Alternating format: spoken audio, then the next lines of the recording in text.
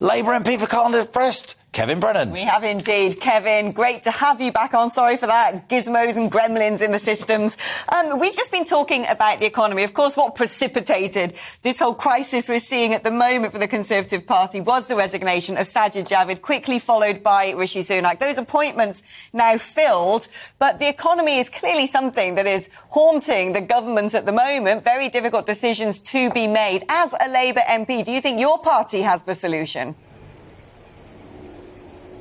Well, I think that all of this obviously is a massive distraction from what the task in hand is with the cost of living crisis, you know, the highest inflation we've seen for many decades, the pound plummeting and the impact that's having on energy prices and imports and so on. So, yeah, these are very, very serious matters. And, you know, Labour's got some very effective and serious spokesperson on the economy. Rachel Reeves, our Shadow Chancellor, used to work at the Bank of England, is a very effective person in that role. But at the moment, the problem is that with Boris Johnson as Prime Minister and with his troubles and inability to tell the truth and to run a government and hold on to his own Chancellor of the Exchequer, I'm afraid that the problems that need addressing by the government are just not being addressed.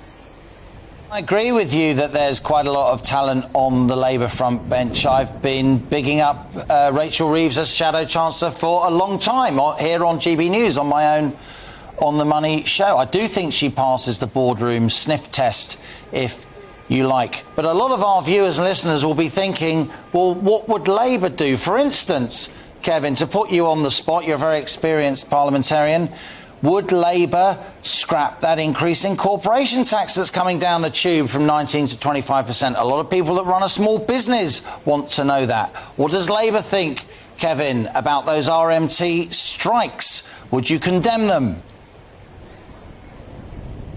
Well, look, I don't condemn people for wanting to improve their position when they're faced with a pay cut and changes in their terms and conditions in real terms. What I've said in the House of Commons is that the problem with the government is it wants to use that issue simply as a wedge issue to divide the country instead of doing what a country should be doing and trying to bring together the parties and uniting them around the table. They've given up on governing and just gone into this using wedge issues to try and divide people rather than unite people. So if we were in government, we'd be seeking to get all the parties around the table and to find a negotiated solution. And I believe, and I think both sides actually, you know, the union and the management believe there is a deal to be done through negotiation, but the government's preventing that deal to be done. Now, that's not governing, that's irresponsible.